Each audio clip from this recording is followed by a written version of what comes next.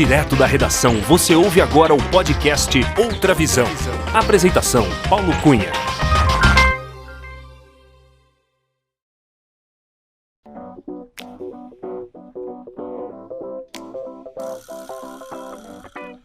Olá! Seja muito bem-vinda, muito bem-vindo ao episódio 38 do podcast Outra Visão.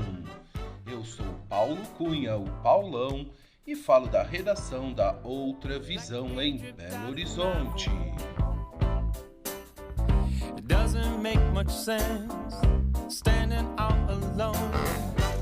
A nossa entrevistada é médica geneticista, que é a profissional da área da saúde, especialista em genética médica. Formada em medicina pela Universidade Federal de Minas Gerais, a UFMG, ela é mestre em farmacologia bioquímica e molecular, especialista em genética médica pela Sociedade Brasileira de Genética Médica e Genômica, com doutorado pela pós-graduação em Ciências da Saúde da Faculdade de Medicina da UFMG. Você sabe o que faz uma médica geneticista? Bom, imagine que a nossa entrevistada é uma médica estudiosa em doenças genéticas, doenças raras, dismorfologia, síndromes genéticas, malformações congênitas, infertilidade, entre outros temas associados à genética médica. Como médica especialista e atuante na área, durante a nossa conversa, ela explicou detalhadamente sobre o que é a genética médica, o que faz uma médica geneticista, nos deu uma verdadeira aula sobre DNA, esclareceu várias dúvidas, deu orientações e aconselhamentos e contou como é a rotina de uma profissional dessa área.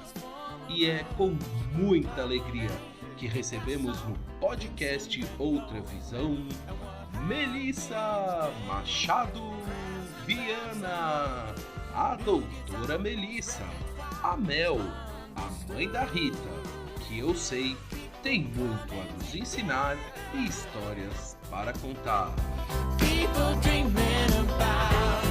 Acompanhe a entrevista.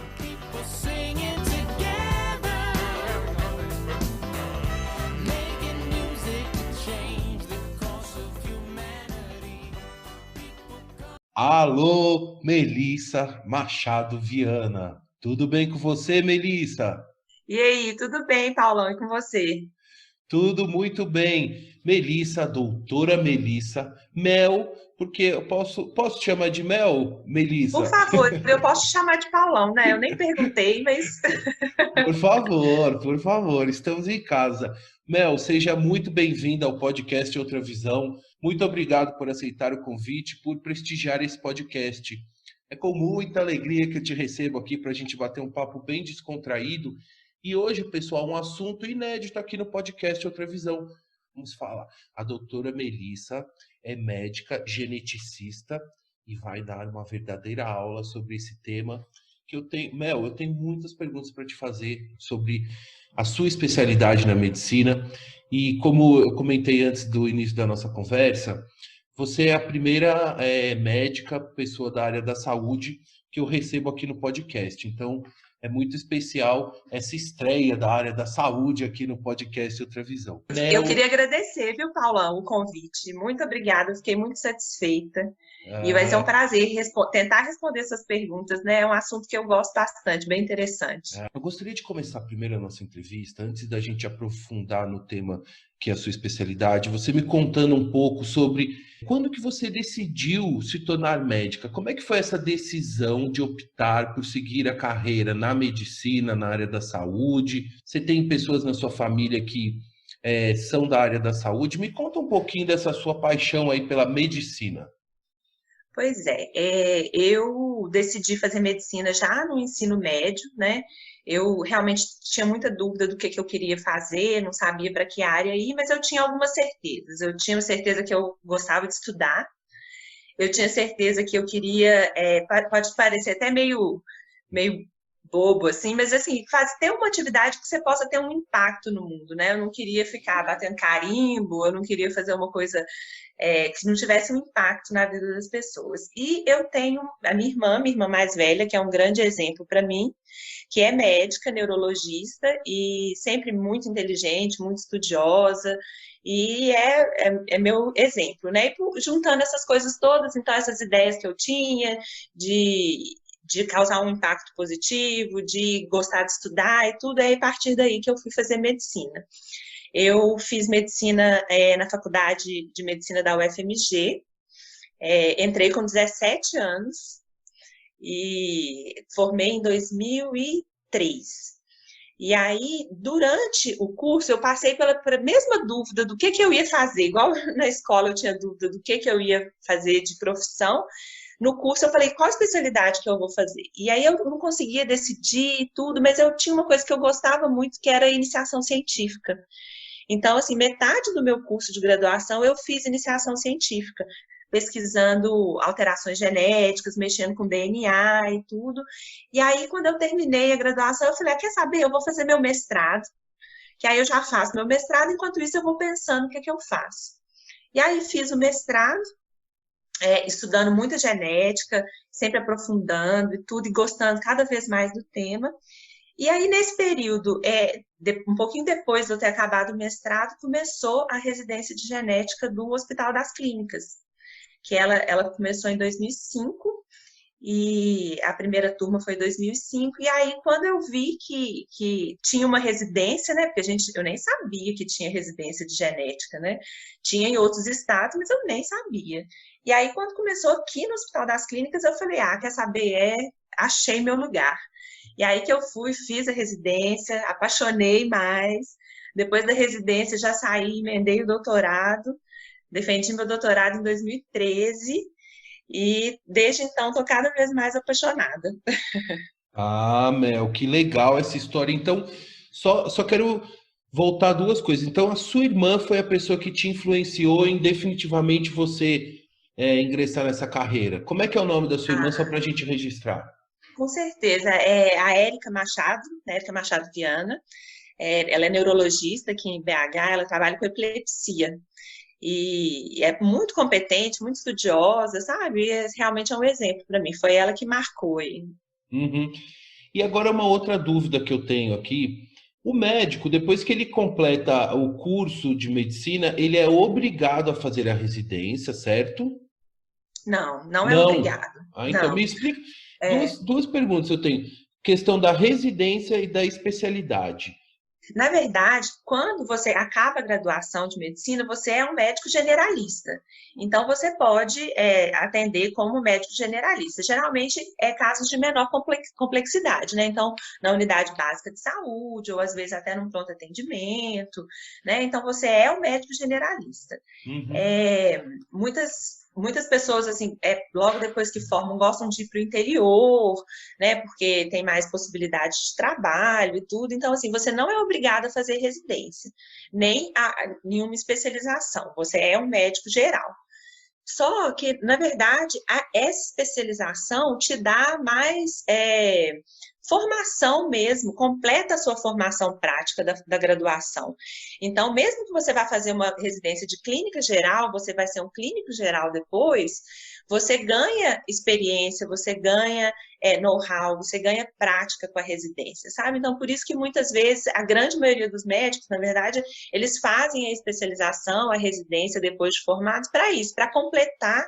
É como se você estivesse completando de forma prática o que você aprendeu na faculdade, sabe? Mas não é obrigatório. Tem gente que não faz, tem gente que não quer, tem gente que fica, igual eu falei, na clínica geral ou na cirurgia geral, tem gente na pediatria geral, tem gente que vai fazer depois uma outra especialização, endócrino, ou cirurgia plástica, ou uma pediatria, uma neurologia pediátrica, sabe? Então, assim, é mais para você conseguir se fechar aquele ciclo de aprendizagem, o teórico e o prático, sabe?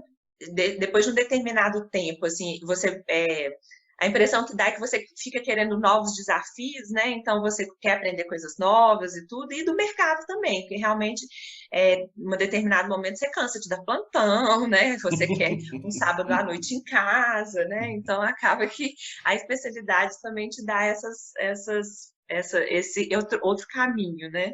Ah, olha só, os plantões, né? Você fez muito plantão, Mel? Como é que foi assim na. Eu fiz, assim. Na verdade, eu não sou das que fez mais plantões, não, sabe?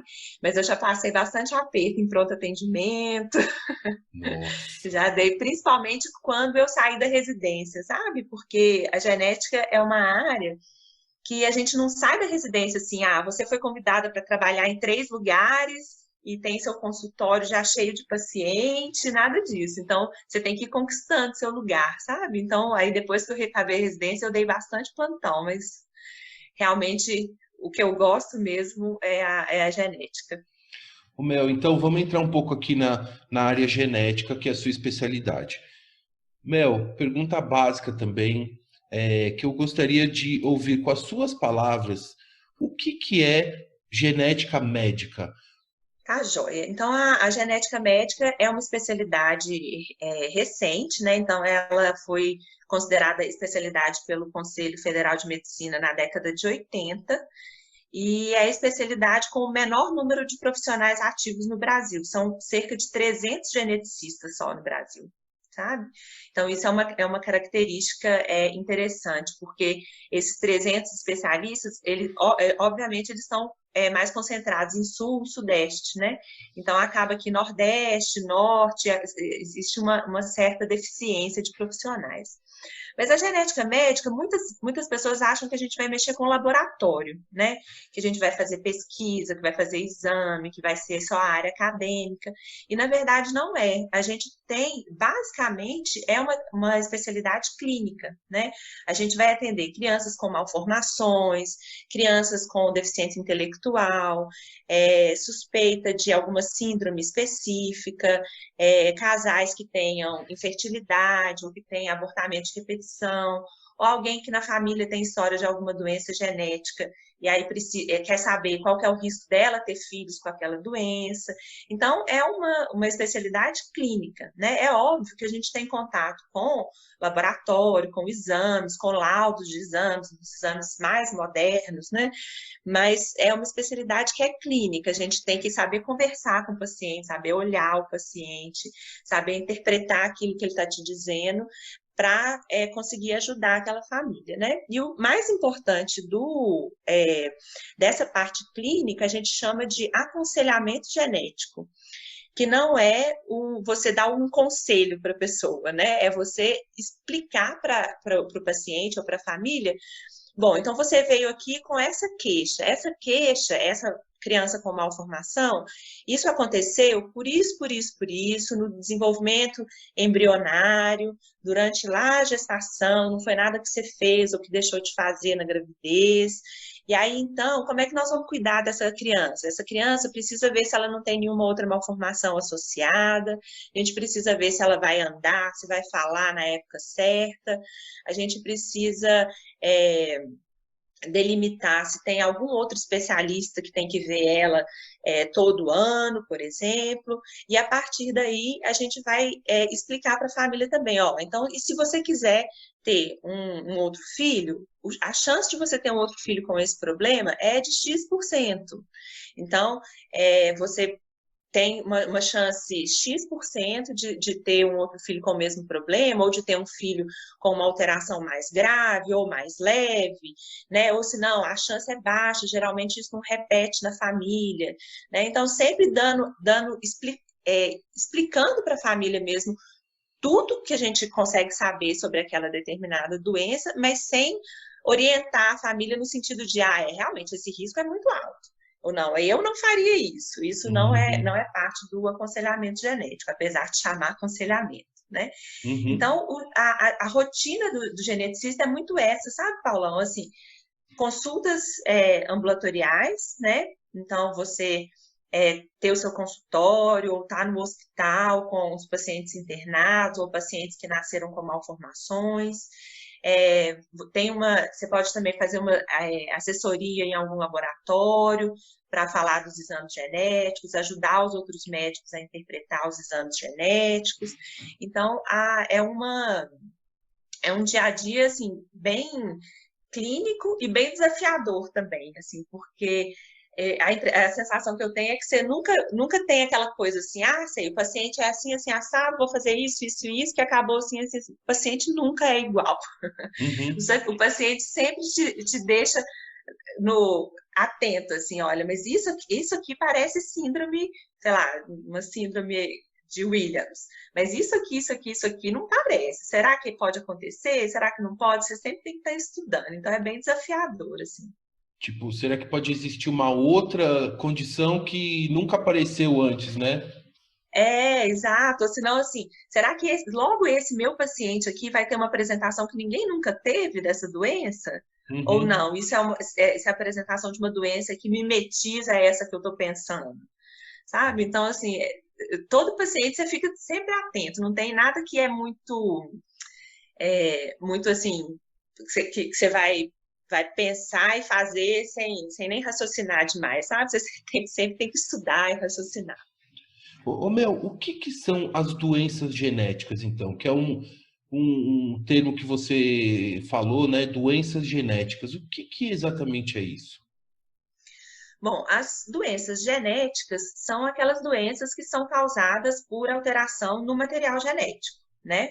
Então, são doenças que podem ser causadas, por exemplo, por uma mutação nova, por exemplo. Então, só aquela criança na hora que ela estava sendo gerada, por algum motivo, teve uma alteração ali no DNA dela, que a gente chama de mutação, e essa alteração no DNA causou aquela doença.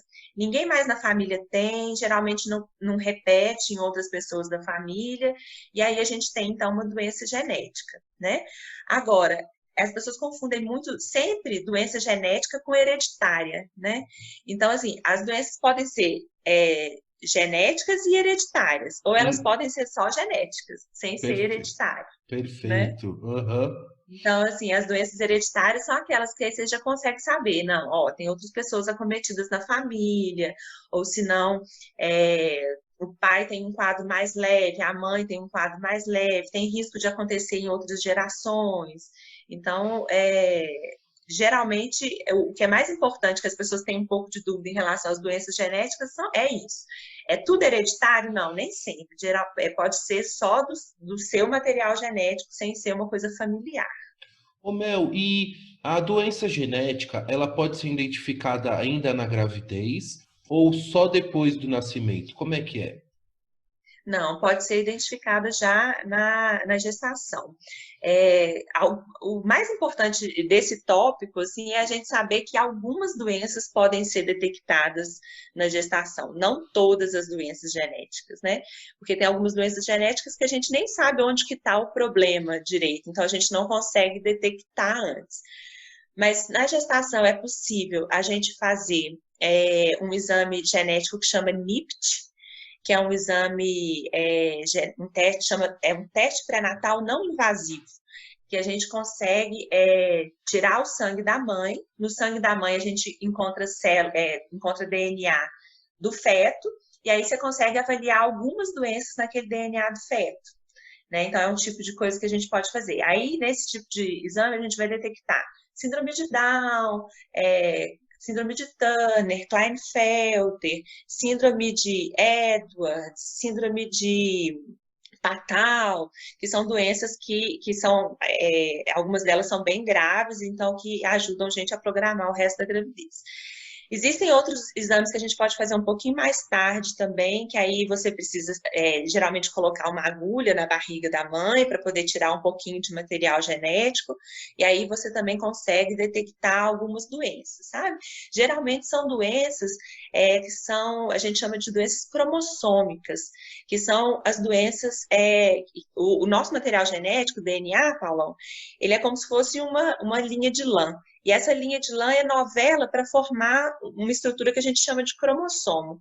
Então, geralmente, essas doenças do DNA compactado, como se fosse um novelo de lã, a gente consegue detectar com mais precisão antes de nascer.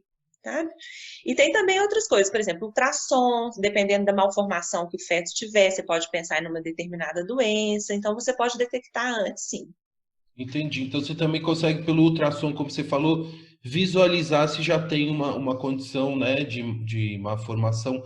E com relação, antes da gestação, também existe um procedimento que pode ser feito? O que que você podia falar um pouco sobre o pré, assim? Claro, é assim, pré-concepcional, né? O pré-concepcional é uma área que eu adoro, né? Eu gosto muito. Mas é justamente isso. O que que você pode fazer? Você pode, primeiramente, aconselhar aquele casal, né? Então, você tem uma história de um filho que nasceu com tal doença, qual que é a chance de acontecer de novo? A segunda coisa é que você pode detectar, por exemplo, uma causa genética para um casal que tem infertilidade ou para um casal que teve abortamento de repetição.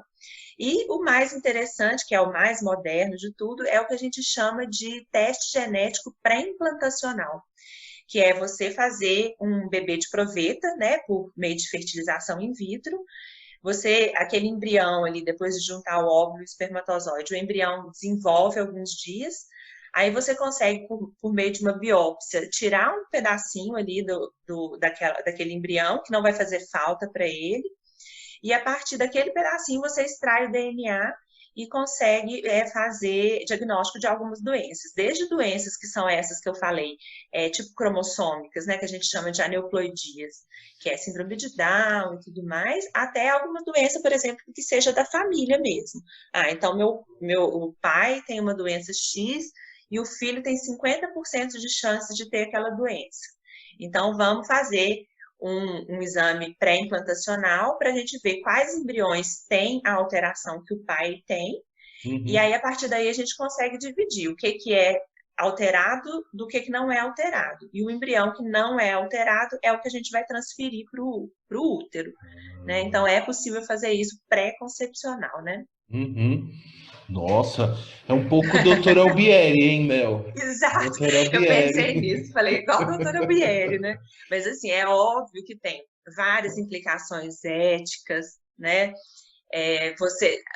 Os médicos sempre estão pensando em eugenia, não é ético você escolher sexo, não é ético você tentar achar alguma característica física que você gostaria no filho, né? Então, não é isso, é questão de doença mesmo. Você vai excluir um embrião que tem uma chance de ter uma doença grave, né? Então, mas realmente, quando fala assim, fica parecendo a doutora Albieri mesmo. Porque o foco do seu trabalho é muito nesse cuidado da questão da doença genética, não é para alterar características do embrião, né? É para. Tô falando certo ou tô falando É bobagem? exatamente, não, é exatamente isso.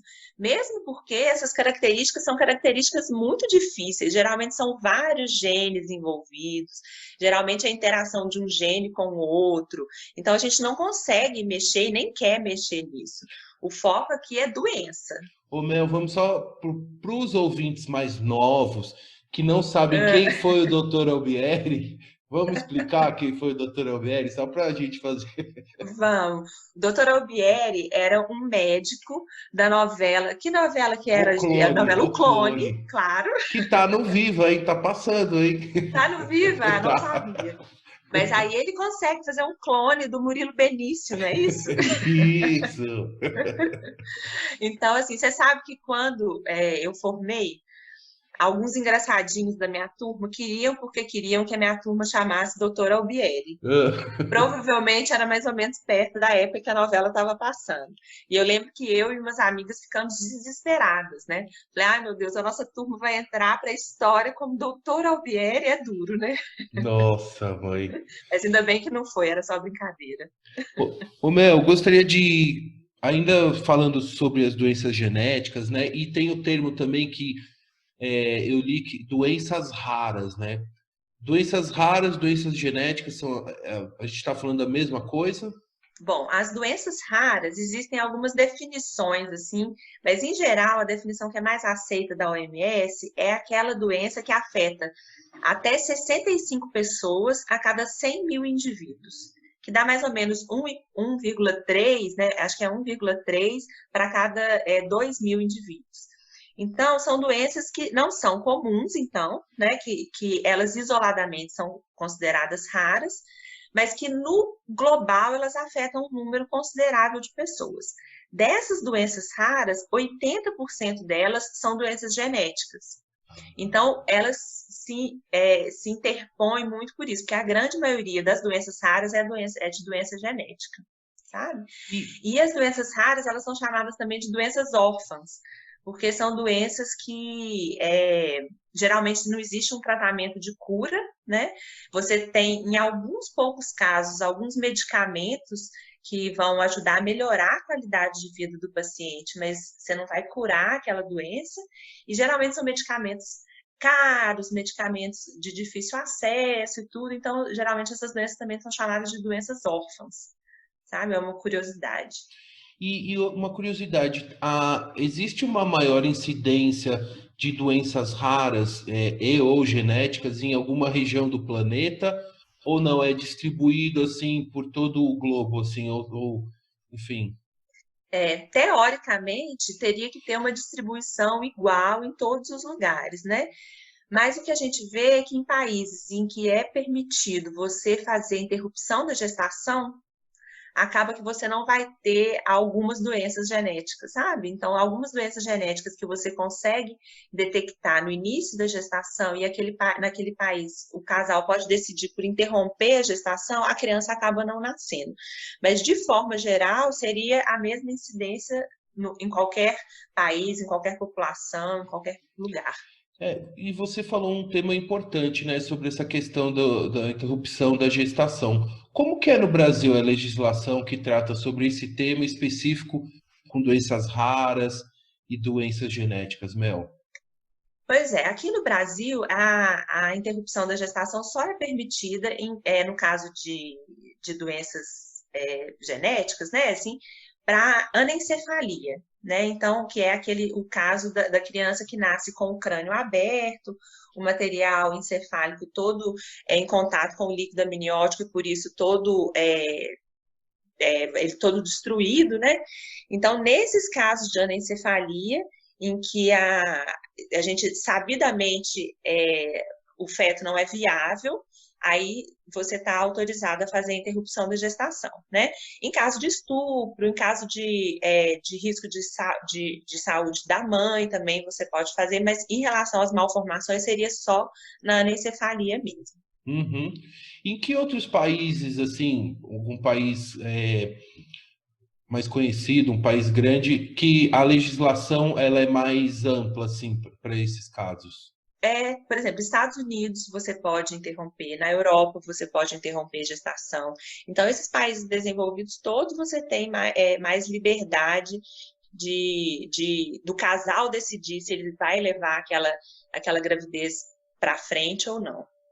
Entendi. Ô Mel, tem alguma, bom, das doenças genéticas, você falou da síndrome de Down, né? Tem alguma que é mais frequente, mais conhecida? É a síndrome de Down mesmo? Ou tem outras que a gente não consegue identificar? O que que você podia falar um pouco sobre as mais conhecidas, assim? Ah, sim. As mais comuns mesmo são essas doenças cromossômicas que o neném consegue nascer, né? Porque algumas doenças cromossômicas o neném nem não nasce a termo, ou se não tem aborto. Mas a doença genética mais comum é a síndrome de Down, e ela é tão frequente que ela não é considerada uma doença rara, porque ela afeta mais do que 65 para cada 100 mil. Então, mas é a doença mais comum, a causa genética mais comum de deficiência intelectual é a síndrome de Down.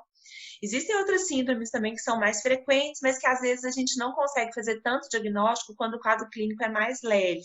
Então, por exemplo, uma síndrome de Turner, que acomete meninas e pode cursar só com uma baixa estatura, às vezes uma infertilidade em vida adulta, às vezes a gente não consegue fazer um diagnóstico tão precoce, mas é uma síndrome que é frequente, né? Então, eu ficaria mais nessas, assim, de fácil acesso. Tem outras síndromes, outras doenças genéticas, por exemplo, que são do teste do pezinho, a fibrose cística. É uma doença que detecta no teste do pezinho e que é uma doença genética que é relativamente frequente, né? Em estados do sul do país é mais frequente do que aqui. Então, mas Mas eu pensaria nessas, assim, porque acho que as pessoas já devem ter pelo menos ouvido falar dessas doenças. Resumidamente, o que que é a síndrome de Down? Só se você puder dar uma explicação rápida para gente. Tá? Lembra que eu falei que o DNA, então, ele fica compactado como se fosse um novelo de lã? A gente tem que ter 46 novelos de lã, 46 cromossomos, né? São 23 pares. É par porque uma cópia vai vir da mãe e a outra cópia vai vir do pai, né? Em algum determinado momento, na hora que está formando óvulo, o espermatozoide, mais frequentemente o óvulo, essa divisão do material genético, para ele ter só 23, acaba que acontece de forma errada. Então, em vez de ter 23, você vai ter 24 cromossomos, vai ter um cromossomo número 21 a mais. E aí, quando você junta o 24 de um lado com o 23 do outro, em vez de ter 46, você tem 47 cromossomos. Uhum. E aí, por isso que é a síndrome de Down. Então, por isso que, em vez de você ter 2 cópias do cromossomo 21, você tem 3 cópias. E aí, por isso que a síndrome de Down também é conhecida como trissomia do 21, que é do cromossomo 21, que está em excesso. Isso é a importância que eu acho do geneticista, porque o geneticista, na formação dele, ele percebe justamente isso, que não precisa de você ter uma cura para a doença. Você pode ter um tratamento de melhora. Você pode estimular com fono, físio, fazer uma terapia ocupacional, conscientizar a família do que ela precisa de cuidar melhor daquele paciente, para ele ter uma qualidade melhor de vida no futuro, né? Então, muitas vezes os colegas médicos falam assim, mas para que você vai fazer genética se não tem tratamento para nada? Não, o tratamento não é de cura, mas é um tratamento de melhora de qualidade de vida, tanto do paciente quanto da família também. Ô, Mel, então, só para entender, por exemplo, as famílias com filhos e filhas com síndrome de Down normalmente procuram e têm uma rotina de atendimento com uma médica geneticista. O ideal seria que sim, sabe? Seria, porque o geneticista seria o médico que vai aí organizar o calendário aí dessa família. Falar, olha, com tantos anos tem que fazer isso, isso e isso, com tantos anos é comum acontecer tal coisa. Logo que nasce tem que fazer exame de coração, teste do pezinho. Então, assim, o geneticista organiza isso para a família, às vezes num momento que a família está um pouco mais desestruturada mesmo, e tudo.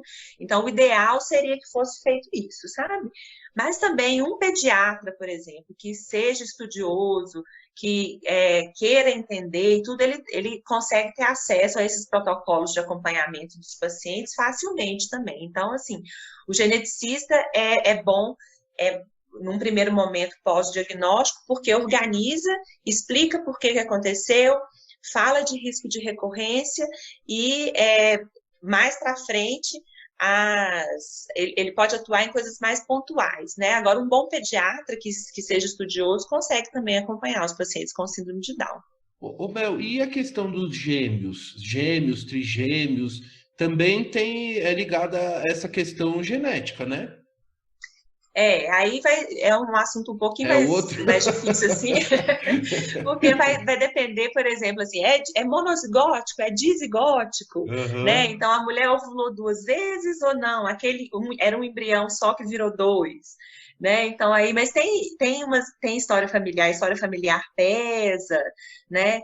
A gente, um evento que é raro naturalmente, mas que com não é popularização, né? Mas com mais pessoas tendo acesso à medicina reprodutiva, acaba que pode acontecer mais vezes, porque dependendo a mulher está tendo filho mais velha, aí tem uma dificuldadezinha para engravidar e aí vai procurar fazer uma fertilização. E aí, pela idade dela, você, em vez de transferir 1, você transfere 2. Então, assim, pode aumentar um pouquinho a genitalidade, mas não é o objetivo da reprodução humana, né? Entendi. Assim, o ideal é que seja um de cada vez. Mas, por exemplo, famílias que já têm um histórico de gêmeos na família, isso, como você falou, é uma carga genética que vai passando também? Ou assim? A questão vai ser mais assim, existe uma agregação familiar, assim, então não é que você tem, eu tenho uma irmã gêmea, então eu tenho X% de chances de ter de ter filhos gêmeos, não é assim.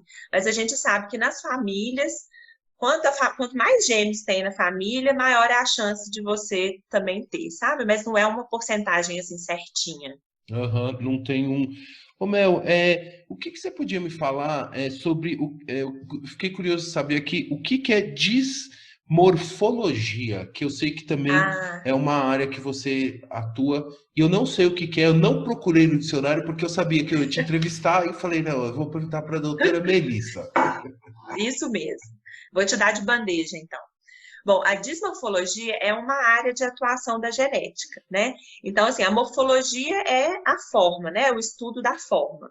A dismorfologia, teoricamente, você vai estudar o que não está adequado naquela forma, né? Então, é uma área de atuação do geneticista que a gente vai olhar se o paciente tem malformação ou se ele tem alguma característica ou na face ou no corpo que seja diferente do que é considerado normal. Então, por exemplo, um olho muito afastado, os olhos muito afastados, ou uma orelha que não está no lugar certo, ela está mais perto do pescoço, ou se não, um nariz que seja diferente, muito bulboso, por exemplo. Então, assim, isso tudo, essas características, a gente chama de dismorfismos. Todo mundo tem dismorfismos, né? Então, todo mundo é assimétrico, não tem problema. Mas quando esses dismorfismos ou são chamativos, ou eles são, exatamente, eles saem do que é esperado do normal, você consegue juntar essas peças para tentar dar um diagnóstico para aquele paciente, sabe? Então, a dismorfologia é isso, é você ver essas características físicas e, obviamente, malformações, é, ou características também de comportamento e tudo, para tentar juntar esse quebra-cabeça aí para tentar fazer um diagnóstico para aquele paciente. Você até falou comportamento, né? Então, algumas síndromes, você consegue identificá-las também pelo comportamento, não só pela questão física, né? Ah, sim, com certeza. Eu já citei antes a síndrome de Williams, que é uma síndrome que eu adoro, que eu estudei no meu doutorado, e eles têm uma característica de comportamento que é muito interessante, que é eles são super sociáveis.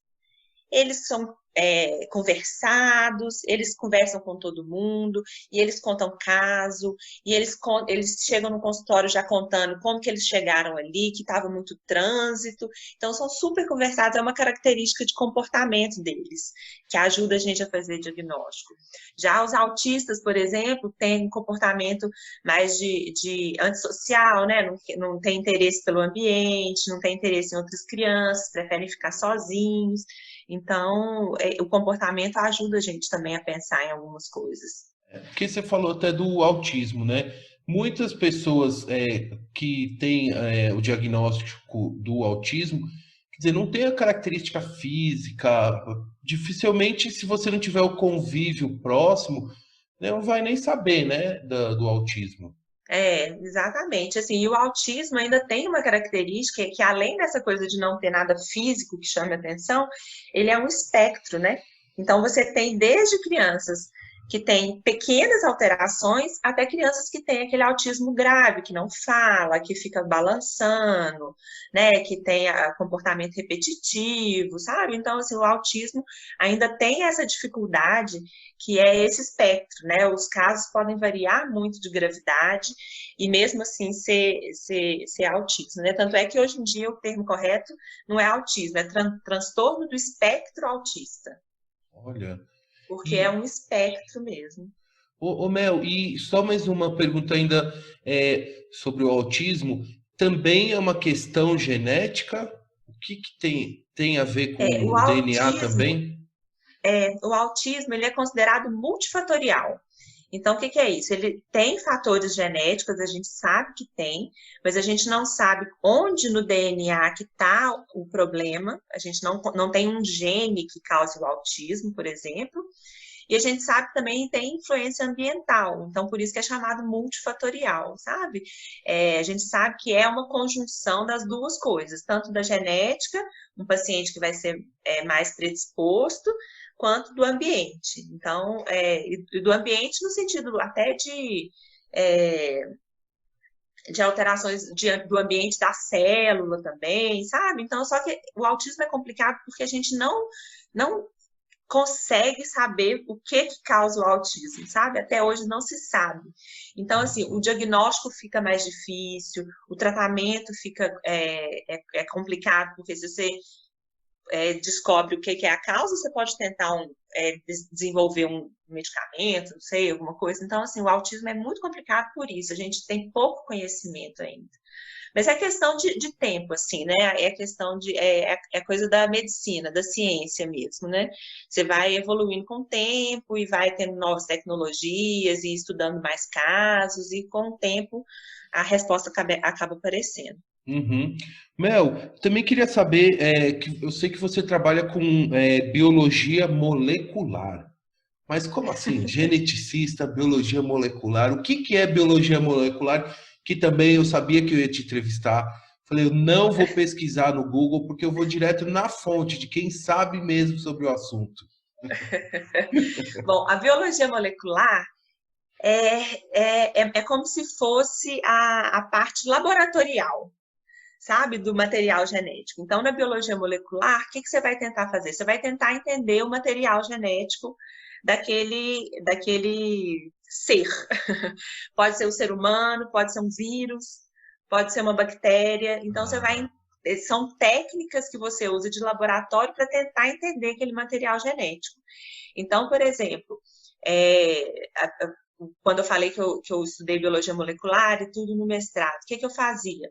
Eu tinha o sangue dos pacientes, do sangue eu extraía o DNA, do DNA, com aquele DNA, eu fazia uma reação que chama PCR, que até agora todo mundo sabe PCR por causa do coronavírus, e nessa PCR você aumenta a quantidade de material genético daquele paciente que você tem, e depois daquilo ali você consegue, por algumas técnicas, avaliar aquele material genético. Então, no meu caso, eu avaliava se tinha uma determinada mutação ou não, sabe? Então, isso tudo, esse processo todo pode ser considerado biologia molecular. Então, essas técnicas todas de laboratório são biologia molecular, sabe? Ah, que legal. Então, Mel, explica o que é o PCR. Para mim e Tá, o para os ouvintes PCR. que não sabem, assim, tecnicamente, porque a gente ouve, mas a gente, aqui no podcast Outra Visão, a gente pergunta para quem sabe de todos os assuntos. Eu quero saber, PCR, o que é? Então, PCR é reação em cadeia da polimerase. É uma das coisas mais fantásticas e que eu fico pensando, meu Deus, como alguém pensou nisso? Que gênio! Então, a gente tem que voltar um pouquinho atrás, Paulão, para falar sobre o DNA, né? Como que o DNA é expresso. Então, a gente tem o DNA, que é uma dupla hélice, né? Todo mundo sabe da dupla hélice do DNA. Esse DNA, essa dupla hélice, ela abre e a gente começa a copiar essas fitas, sabe? Essas fitas de DNA. E aí a gente copia essas fitas formando um RNA mensageiro. O RNA é como se fosse um DNA, mas tem um outro tipo de açúcar na conformação química lá. Então, esse RNA, que é o complementar do meu DNA, ele que vai sair do núcleo da célula e vai para o citoplasma da célula para ser traduzido em proteína. Então, são essas as proteínas que vão fazer o organismo funcionar, né? Então, é o dogma central da genética: DNA, RNA, que é a transcrição, e a tradução, que é RNA proteína. E aí, essa pessoa genial falou assim: gente, mas se eu sei que isso acontece, por que eu não vou fazer isso em laboratório? Então, ele idealizou que em laboratório, somente oscilando temperatura, você consegue fazer esse processo de transcrição. Então, você consegue separar as fitas de DNA, você consegue, colocando as bases lá, você consegue fazer a cópia daquela região que você quer, e aí depois você oscila a temperatura de novo e abre de novo as fitas do DNA. Então, o resultado é que você começou com um X aqui, uma quantidade X de material genético, e no final dessas oscilações de temperatura, você vai ter muito mais material genético. Então, fica mais fácil de você analisar, tem menos erro, você consegue delimitar especificamente aquela região que você quer. Então, o PCR é basicamente isso, é você usando Ele faz uma ampliação daquela foto. Isso. É uma foto O termo é 3x4. amplificação. Ah, Exatamente, amplificação. é amplificação o termo, mas é exatamente isso. Você começa com uma quantidade pequena daquela região no laboratório você consegue aumentar aquela quantidade, exatamente. É exatamente isso. E esse teste PCR, ele é aplicado em vários experimentos, né, em vários exames e tudo. É uma técnica que também agora é utilizada para a detecção do Covid, mas também é usada para outras Exatamente. coisas. Exatamente. Vai ser usada em detecção de doença genética, vai ser usada em medicina forense, né? Que você tem uma quantidade pequenininha de DNA, você amplifica aquilo ali para ter uma quantidade maior e conseguir avaliar, e pode ser usado para detectar vírus e outros micro-organismos também. E agora a gente está cansado de ouvir que no coronavírus é o teste, dependendo de quando você, se você teve sintoma ou não, dos dias de sintomas, é o teste padrão ouro para diagnosticar a doença. Entendi, é o melhor teste que vai detectar. Ô Mel, eu vou fazer uma pergunta aqui, que pode ser uma pergunta muito simples, muito básica. Aonde está o nosso DNA? Assim, no corpo, tem algum lugar que fica específico ou está em tudo, assim? Está nas nossas Tá em células, está em tudo, tudo, no fio do cabelo, em tudo. todos os lugares. Não, o DNA ele está no núcleo da célula, né? Então ele está lá no meiozinho da célula, e toda célula que tem núcleo, ele vai estar lá direitinho no núcleo e tudo. Então, teoricamente, qualquer lugar que você pegue, você consegue. Você pegou o cabelo, você pegou pele, você pegou qualquer outra coisa, você consegue ver o DNA daquela pessoa, porque ele vai estar em todos os lugares, sabe? O Tem até umas cabelo tem coisas que DNA. O cabelo tem DNA. tem. Aí é óbvio que assim, não é o cabelo todo, né? Você tem que pegar o bulbo lá, né? A Hum, pontinha. Aí na pontinha vai ter, você consegue extrair DNA de lá. Então, aquele negócio assim de filme, que a pessoa corta o cabelo da outra e faz o teste de DNA, aquilo lá não funciona. Tem que arrancar mesmo, pegar aquela parte do. É isso? Aí, eu tô com medo de falar bobagem aqui, porque assim, até onde eu sei, tem que ser o bulbo, sabe? Mas vai que assim, esse Não, negócio de não. genética, de uma semana para outra, eles têm novidades, sabe? Eles desenvolvem novas tecnologias. É que eu fiz essa pergunta, assim, pode ser é uma ignorância minha, mas eu acho que é importante perguntar para a gente esclarecer e aprender com quem sabe, né? Porque essa é a missão do jornalista. Mel, eu gostaria de saber, a gente está quase caminhando para o final, mas ainda tem algumas perguntas. Eu queria saber, assim, você já falou um pouco do seu trabalho no consultório, mas só para reforçar, em quais situações uma pessoa, uma família, deve procurar uma médica geneticista? Bom, as indicações para uma consulta com geneticista são, geralmente, você teve um filho com malformação, você tem um filho que está com atraso de desenvolvimento, ou que tem uma suspeita de uma síndrome específica, ou ele é dismórfico, né, que agora a gente já sabe que é dismorfismo, então ele tem uma face diferente, né, você tem uma história familiar de câncer, por exemplo, muito forte, né? Então, várias mulheres na família com câncer de mama, por exemplo, é indicação. É indicação também na parte reprodutiva, infertilidade, abortamento de repetição, é indicação para avaliação com o médico geneticista. Então, geralmente, assim, são essas as áreas principais, sabe? Você tem uma história familiar também de uma doença específica, né, e quer saber qual é o seu risco. Eu recebo muita gente também, casais consanguíneos, né, casais que são primos, por exemplo. Eles querem saber se tem um risco aumentado de ter um filho com alguma doença, então isso é uma coisa pré-concepcional que a gente recebe bastante. E tem, não tem? Esclarece. Existe um risco aumentado, mas para um tipo específico de doença genética que chama autossômica recessiva. que é as doenças genéticas que elas, você tem que receber duas cópias alteradas de um determinado gene, sabe? Então, o pai tem que dar a cópia alterada e a mãe tem que dar a cópia alterada. Então, para esse tipo de doença, se você vai ter filho com alguém da sua família, existe uma probabilidade maior de ter esse tipo de doença. E aí a gente tem que avaliar a história familiar, né? Se tem alguma coisa que é comum na família, que pode aumentar o risco. Uhum, uhum. Ô Mel, eu gostaria de saber quais ou qual país que é referência em pesquisa e trabalhos nessa área da medicina genética.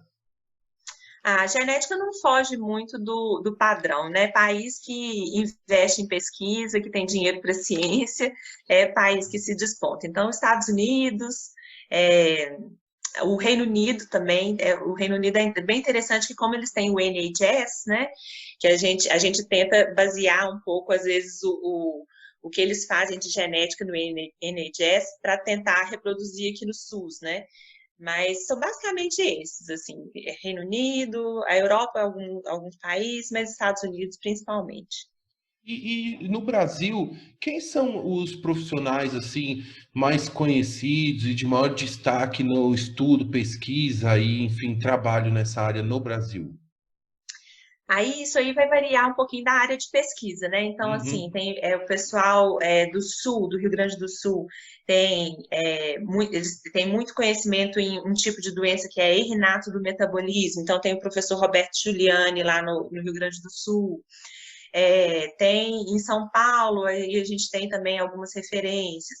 Aqui em Minas, eu queria citar dois que são muito importantes, que são os fundadores do serviço de genética também no SUS, né, no Hospital das Clínicas, que é o professor Marcos Aguiar, e o doutor Sérgio Pena, o professor Sérgio Pena, né, que são duas referências, são muito importantes. O professor Sérgio Pena, até não sei se você viu, saiu uma lista dos não sei quantos pesquisadores mais citados no mundo, e que tinham, acho que 100 brasileiros na lista, e aí um deles era o professor Sérgio Pena. Então, assim, e ele é brilhante, né? Ele tem uns artigos antigos que fala sobre a parte genética em relação à raça, sabe? A etnia, assim, então, miscigenação do povo brasileiro, eles são nossa referência, E, principalmente aqui em e Minas. tem no Brasil uma sociedade brasileira dessa especialidade? Fala um pouquinho. Sim, existe. Tem a Sociedade Brasileira de Genética Médica e Genômica, né? É, há um tempo atrás que o genômica foi adicionado, porque a gente viu que não é só a parte clínica, você precisa ter a saber sobre a parte laboratorial também. Então, essa sociedade é a sociedade que representa os geneticistas, sabe? Para você ser membro titular dessa sociedade, você tem que passar por um processo, tipo uma prova, uma entrevista e tudo. E é uma associação que, apesar de pequena, porque são poucos os especialistas, Uhum. ela tem cada vez mais tentado ser atuante, sabe? Então, o site é bem legal, tem um Instagram, eles estão, agora na pandemia, eles estão fazendo Hora da Genética, eu acho que é quinta-feira à noite, que aí cada hora cada semana tem um tema, sabe? Então é uma sociedade interessante, apesar de pequena. Sugere para eles também fazer um podcast, hein? Porque aí fica Não gravado é? lá, documentado. Ô Mel, Ótima ideia. e essa sociedade também promove congressos anuais? É evidente que esse ano, me explica como é que vocês resolveram a questão do evento desse ano e como normalmente acontece esse evento? Cada vez num lugar do Brasil, tem no exterior também, é que você já participou de algum evento? Me conta. A Sociedade Brasileira de Genética Médica faz um congresso anual, o Congresso Brasileiro de Genética Médica. Geralmente ele acontece mais ou menos no meio do ano, assim, maio, junho, cada ano num lugar. Esse ano seria em Curitiba, mas aí por causa da pandemia foi adiado, e ano que vem vai ser em Curitiba, então. É, eu não sei ainda se vai ser um formato híbrido ou se vai ser presencial mesmo, sabe? E aí cada ano vai variando. E no exterior, os principais assim que tem são o europeu, da Sociedade Europeia, de Genética Humana, e a Sociedade Americana, que também acontece uma vez por ano. Esse da Sociedade Americana eu já fui uma vez apresentar um trabalho do meu doutorado em 2012, em São Francisco, e assim, é excelente, gigantesco assim, o Nossa. congresso, sabe? É bem legal. E nos Estados Unidos tem muitos médicos dessa área, já é uma sociedade com maior número de médicos especializados? Eu acho que nos Estados Unidos existe, eles, dentro da sociedade, eles não têm só médicos, sabe? Então, Ah, assim, tem médico, tem biólogos que são geneticistas, tem, por exemplo, lá nos Estados Unidos tem uma profissão que chama de genetic counselor, né? Que é como se fosse o aconselhador genético. Então, que a pessoa tem outra formação, mas faz um curso para ser esse aconselhador genético. Então, eles também integram esses profissionais. Então, é um pouquinho maior lá também por isso. Mas é óbvio que lá tem mais médico geneticista também. ô Mel, e é um tema muito interessante. Estou aprendendo muito aqui com você. E pelo que eu estou percebendo, quer dizer, é uma área que ainda vai crescer muito no Brasil. Pelo que eu entendo, a sociedade ainda tem que divulgar muito sobre o trabalho, porque ele é muito importante para a vida humana, né? Exatamente, assim, puxando já a sardinha para o meu lado, assim, eu acho muito importante você tomar decisões baseadas em informação, né? Então, assim, não é aquela coisa, é assim mesmo, a vida vai desenrolando, te levando, Deus quis, nada disso. Você tem que ter, ó, eu vou fazer tal coisa, qual que é o risco disso acontecer? É óbvio que você não consegue ser tão pragmático assim em tudo, né? Mas quanto mais informação você tiver sobre aquilo, melhor é para você tomar suas decisões, né? Uhum. Tanto para ter filho, quanto com relação a um câncer, né? Com relação a um cuidado de um parente que tem uma determinada doença, eu tenho risco de ter essa doença ou não. Então, assim, informação de boa qualidade, obviamente, faz diferença na vida das pessoas, né? Ô, Mel, mais duas perguntinhas aqui. Uma aqui, Então, vamos lá. que é sobre agora, né, questão do Covid, né, das vacinas, que o pessoal está desenvolvendo várias vacinas e tudo. Então já tem algumas coisas que estão sendo faladas, né? Então foi o PCR e o que a gente citou. E eu recebi recentemente uma notícia que depois eu identifiquei que era fake news, mas estava bem evidente que era uma fake news, mas enfim, a gente tem que verificar. Falando que uma dessas tais vacinas que estão sendo criadas, ela pode alterar o DNA da pessoa, que está sendo acoplado, um negócio que vai mudar o DNA de quem tomar.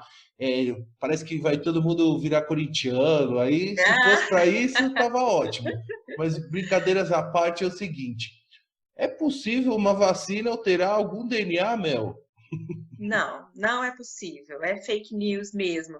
E o não é categórico aqui, viu, Paulão? Não é possível. O que acontece nessas vacinas? São as chamadas vacinas de RNA mensageiro, né? São vacinas que a Pfizer está pesquisando, né? A Moderna, eu acho também, é uma vacina de RNA mensageiro. Então, o que é isso? Você, desde o início da pandemia para cá, você conseguiu sequenciar todo o material genético do vírus, né, do coronavírus. Então, todas aquelas letrinhas que formam o material genético do vírus, a gente conhece, porque em dezembro do ano passado começou essa doença que ninguém sabia o que era na China, né? Então, em um tempo recorde, a gente tem toda a sequência. E o que os pesquisadores pensaram? Eles falaram, olha, vamos pegar uma parte desse material genético do vírus, que a gente já conhece. Essa parte é a que vai fazer uma proteína que é muito importante para o vírus grudar na célula, né? E que se a gente conseguir mandar essa parte do material genético do vírus para a célula do ser humano, ela não vai entrar no núcleo da célula, então não tem nada a ver com o meu DNA. Se eu tomar vacina, não vai entrar no núcleo, no meu DNA, mas ela vai conseguir entrar no citoplasma da célula, e no citoplasma ela vai fazer com que o organismo reconheça aquilo ali como uma substância estranha, sabe? E aí, a partir daí, ele vai conseguir produzir anticorpos contra aquela proteína importante do vírus, que é uma proteína que vai fazer ele entrar na célula. Então, é justamente isso. Você faz com que a célula tenha uma memória daquela proteína importante para o vírus, que aí, quando você tiver contato com o vírus, o sistema imune já vai conseguir combater com mais eficácia, né? Mas, assim, é um pedaço do material genético, então, você não vai ter chance de fazer um vírus inteiro com aquele material genético.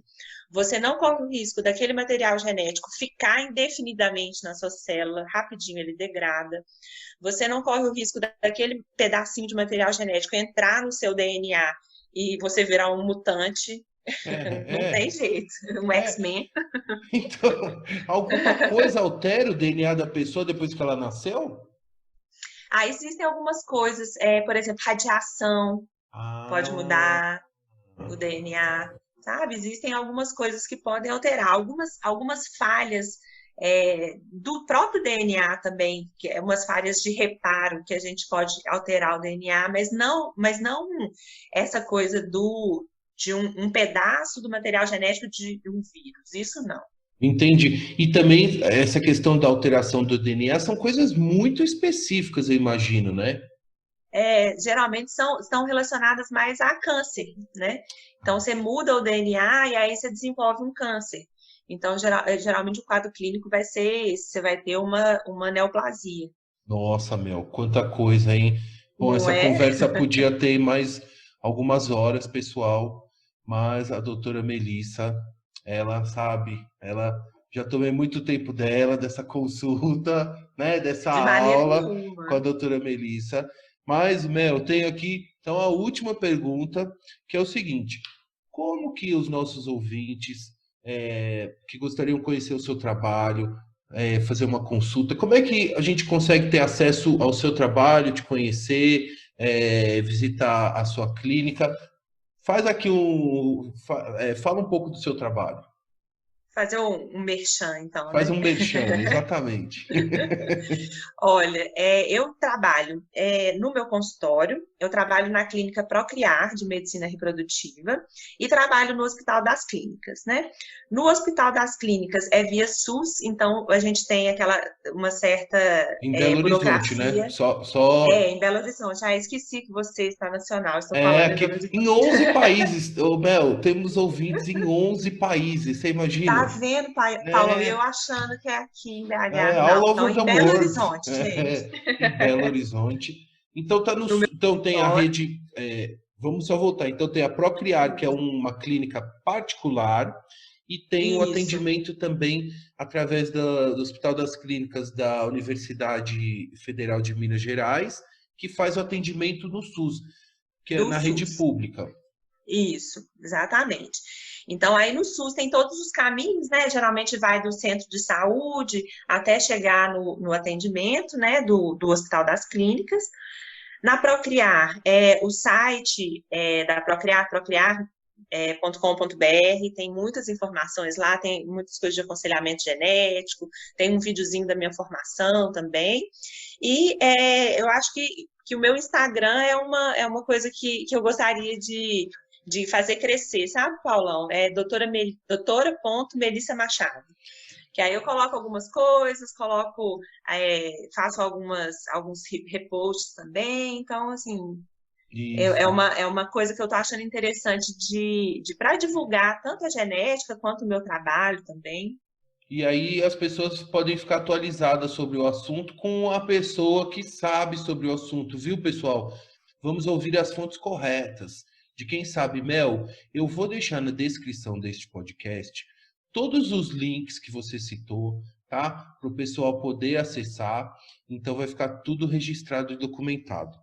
E aí, Ótimo. Mel, eu gostaria de finalizar a nossa conversa pedindo para você deixar um recado final, também te agradecer muito pela gentileza, pelo carinho de compartilhar o seu conhecimento, enfim, você ensinar a gente sobre esse tema tão importante para a humanidade, podemos dizer, né? Então, e também eu gostaria de agradecer a todos os ouvintes do podcast que acompanharam até aqui. a família Machado Viana, a família Chalub também, que eu sei que vai ouvir esse podcast até o final, entendeu? E a todos os amigos e ouvintes que acompanharam até aqui. Mel, por favor, deixe seu recado final. Então tá, primeiro agradecer demais, Paulão, adorei o bate-papo. Se tiver muitas outras perguntas, eu topo uma parte 2, hein? Ah, vamos fazer futuramente. Aqui, então a mensagem final que eu queria falar com vocês é assim, a gente está num tempo difícil, foi um ano complicado, né? Muita coisa obscura, muita coisa anti-ciência, né? Anti-vacina e tudo. Então, assim, eu queria que as pessoas pensassem, igual você falou, né? Vamos olhar as coisas com fontes confiáveis, vamos ver a formação das pessoas, quem é essa pessoa que está falando isso, não acreditar em tudo que a gente lê, né? E principalmente valorizar a ciência, valorizar os pesquisadores. Você vê que se a gente conseguir, então, igual já está conseguindo, em menos de um ano, desenvolver uma vacina com uma tecnologia genética linda, né? Olha o que a gente pode fazer se a gente tiver dinheiro, se a gente tiver pessoas para fazer pesquisa, né? Então, eu acho que a minha mensagem final é essa, assim, valorizem a ciência, valorizem a pesquisa, valorizem os bons profissionais, porque eu acho que o tempo atual pede isso. Isso aí, muito obrigado, Mel, pela mensagem final. Mais uma vez, muito obrigado pela entrevista. Um beijão para você. Tchau, Mel! Até mais!